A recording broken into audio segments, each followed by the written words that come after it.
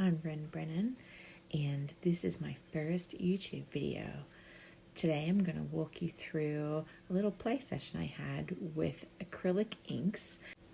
This will be kind of like a version of grid journaling, except I'm obviously not doing it in a journal. This is a watercolor block. I think it's 11 by 14. It's Baohong watercolor paper, 140 pounds cold press. And so it's all glued around the sides like a block, so it stays nice and flat. I don't need to tape the paper down, but I'm just taping here to make some nice borders.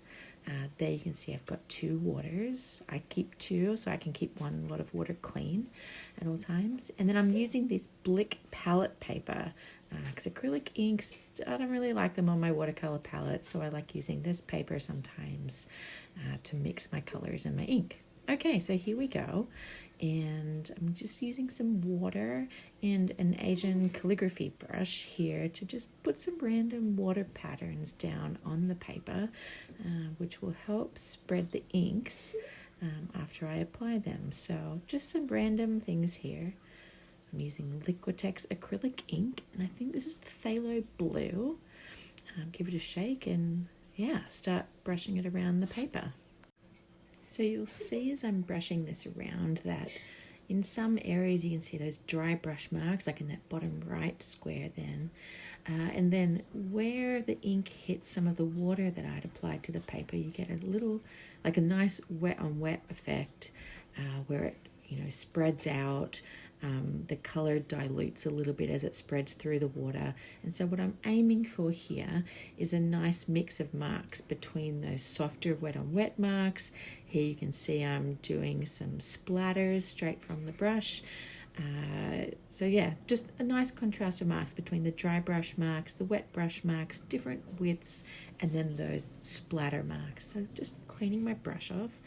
And I'm going to apply another color of ink here. It's a Rowney ink. I believe it is red ochre or burnt sienna.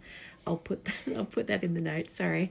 And I'm just applying it straight with the dropper here. Just random marks, trying to stay really nice and loose, and almost treating this like it's one large sheet instead of trying to apply it frame by frame as 6 different pictures. So that's another thing I like to do to try and stay loose. All right, so I've got some white acrylic ink, another Liquitex one. And then, I can't see what that one is, not very focused, but hey, first time video, so we'll see. I think that is a Payne's grey. Okay, yes, so I've mixed the Payne's grey and some white over on the palette, which is mostly out of frame there on the right hand side of the screen, but that's how I've got that nice smoky blue color that I'm now applying with a flat brush.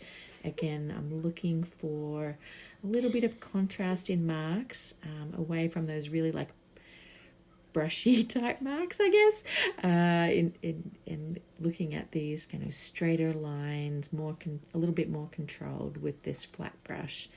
And what I'm aiming for is just to get, a little bit of this, more neutral color in each frame. I really like how some of it's hitting that brown color just slightly, and you can see it starting to bleed through in some of those edges of that smoky blue. So it's a really nice kind of happy effect there. And you'll see here, I just intentionally kiss it there just to get that brown really kind of blending in on that edge of that blue mark.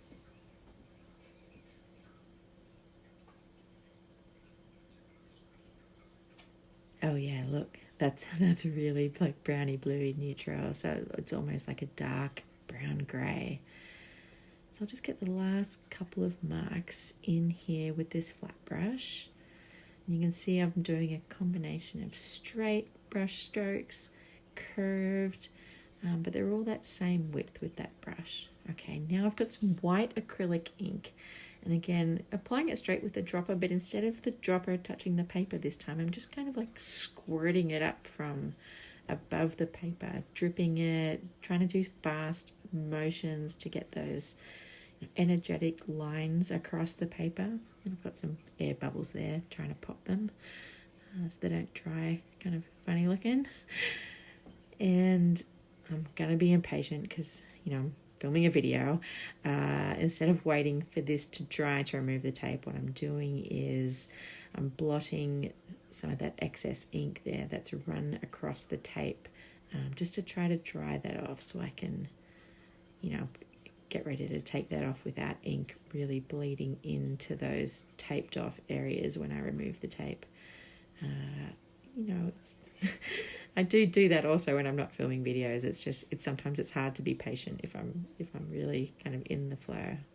So here comes the nice, satisfying part of taking off the tape.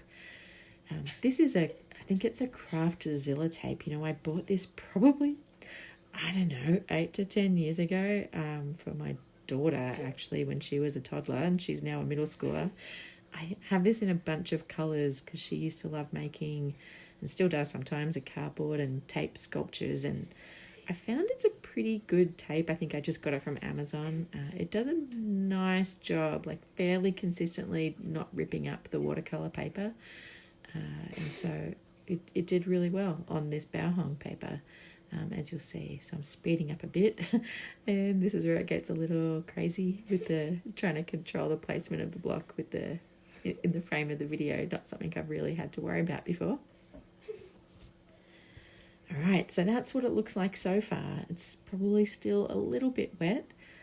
And then just showing you frame by frame, really looking at what those individual compositions have looked like. And this is a great way that I like to look for different kind of compositions that I might normally make. And I really love some of those effects of that white kind of bleeding in, almost like little spidery veins in those grey-blue sections. Okay, mark making. Who doesn't love a Posca pen? If you haven't tried them, oof, they're addictive, so get ready if you try it for the first time. I'm just doing some line work here, and I find making those Posca lines like really meditative because you don't have to go slow, but obviously I'm going kind of slow and being quite deliberate. I'm just sped up the video here so you're not sitting there for 5 hours watching me draw curved lines and other kinds of marks that are coming up, and looking for some different marks on this frame with the dashed marks.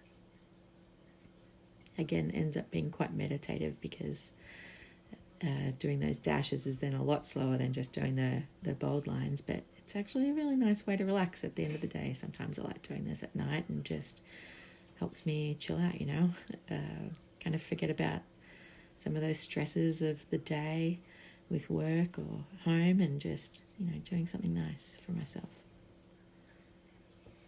And we've got some faster line marking, and I like the energy in those faster lines actually more than the other squares.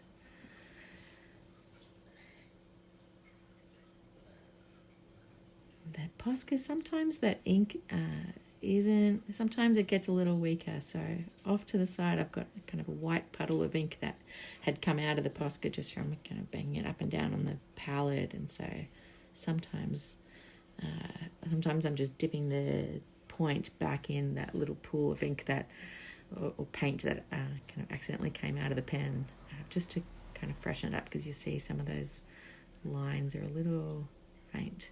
Oh, that's a better one. Back to those faster marks. I like those. And some kind of bolder dashes here. Have little squiggly ovals almost. I don't know if you could see it close up. All right, so that's where it's at now. And now I'm just going over some of those lines just to make them a little bit brighter. Again, sometimes the white Posca I find just gets a little bit weak as you're doing a bunch of lines across. I don't know if it's just across, when I've painted on a surface, or if it would do that just on plain paper. But yeah, sometimes I find I've got to, especially with these lighter colour Poscas, really go over them a couple of times if I want them to be really bright. And just adding some dot marks here, and sped that one up for you too, just so, that you're not sitting there for hours watching me make these tiny little dots, but just trying to add some different types of movement in there. And here's some close-ups again of what the frames now look like with those white pen marks that I think are a nice contrast to those thicker and also darker value painted shapes in each frame.